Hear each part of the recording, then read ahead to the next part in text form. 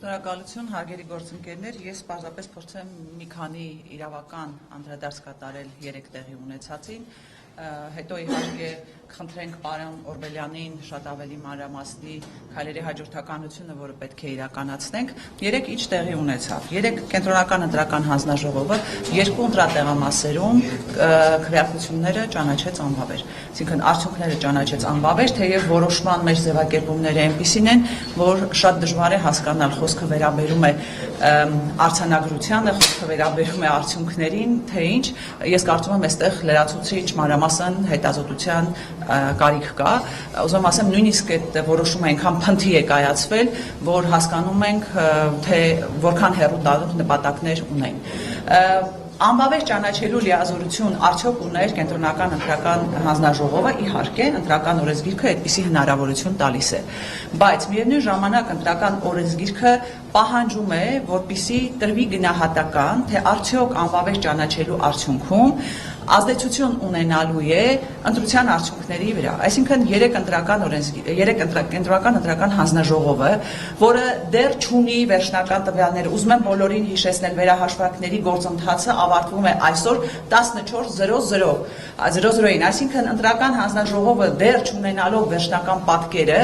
անբավեր է ճանաչում ընտրությունների արդյունքները 2 ընտրական տեղամասում, միևնույն ժամանակ չտալով գնահատական արդյունքների վրա ազդեցության հետ կապված։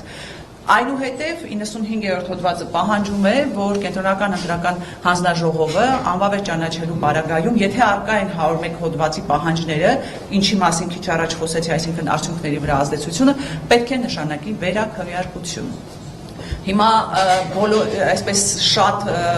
հանրային գործիչներ խոսում են այն մասին, որ բա օրինակ դուք եք խոսում, որ խախտումներ են կատարվել ընտրատեղամասերում եւ այլն, իսկ ինչու եք հիմա դժգոհում, հեսա կտեսնեք վերաքվեարկություն է նշանակվելու եւ այլն, ուզում եմ ասել, որ որևէ մեկը չի վստահում այսօրվա կենտրոնական ընտրական հանձնաժողովին եւ մեծ է մեր անհանգստությունը, որ կենտրոնական ընտրական հանձնաժողովը կարող է այդպիսի որոշում չկայացնել։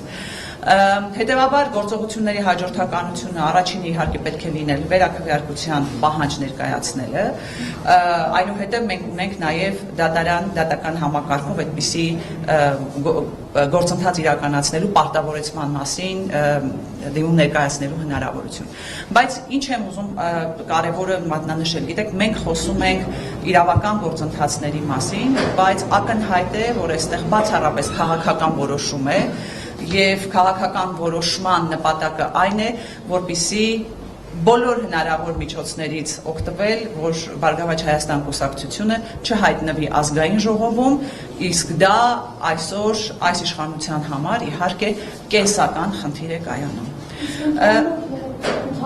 Արդյունքների վրա կարող է ազդել լեգիտիմության առումով։ Տեսեք, որ երկրորդ նշանակվի դրա հիմք կարող է հանդիսանալ։ Նույն 101 հոդվածը խոսում է այն մասին, որ եթե վերաքվեարկության արդյունքները այնուամենայնիվ չեն վերացնում ուժերի նկատմամբ ազդեցությունը, ապա կարող է ազգային ժողովի անբավերության հետ կապված որոշում կայացնել։ Հետևաբար, այո, հետևանքները կարող են գնալ ընդհուպ միջև ազգային ժողովի ընտրությունների անբավեր ճանաչելը։